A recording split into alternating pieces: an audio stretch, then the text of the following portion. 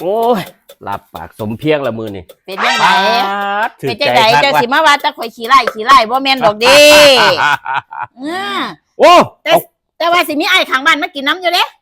บางสั้นติ เอาบ่ว่ากัน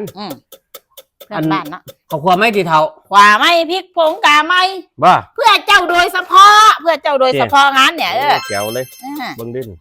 โอ้โหตับไหม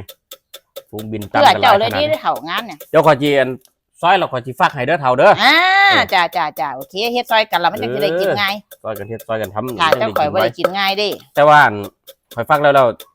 เจ้าให้เขาค้นรถเด้อ แน่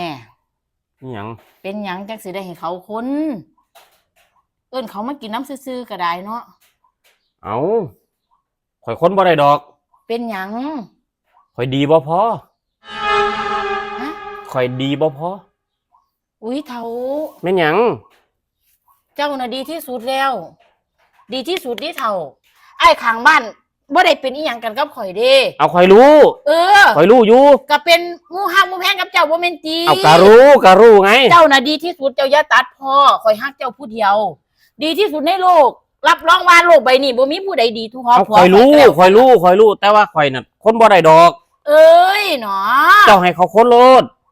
อุ้ย ข่อยดีบ่พอเท่าข่อยดีบ่พ เขา อ อย่าว่าจังซั่นข่อยขอร้องข่อยฮักเจ้าที่สุดในโลกที่นี้เฒ่าเจ้าสิตัดพ่อทำไม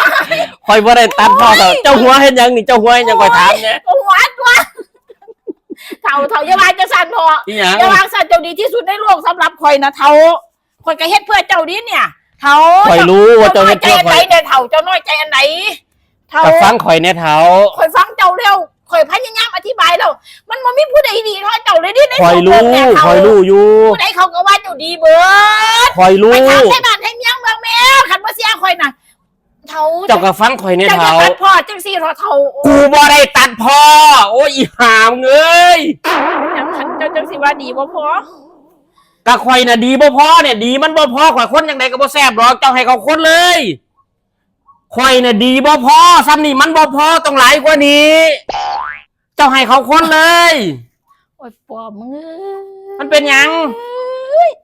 ดีมันหน่อยโพดข่อยคนจังไดก็บ่แซ่บดอกดีหน่อยโพดเท่า เจ้าต้องหลายกว่านี้ หลายกว่านี้มันจะขมอำลำมันจะเป็นตาแซ่บ อันนี้ก็บ่คมขี้แตกขี้เตียนหรอกติเนี่ย ข่อยต้องขมกว่านี้ ดีต้องหลายกว่านี้ข่อยดีบ่พอเท่าให้เขาคนเลยสั้นดีเดียวเนี่ย ไปฮอดใดแล้วเนี่ยไปฮอดใดเท่าโอ้ยเนาะ ก็ได้ว่าแม่น ของบ่คือหลายเนาะคอยสิฝากให้แล้วก็ให้เขาค้นโลด สัตว์ข่อยสิเอิ้นเขามาค้นได้สัตว์ คอยน่ะ ดีบ่พอ โอ้ย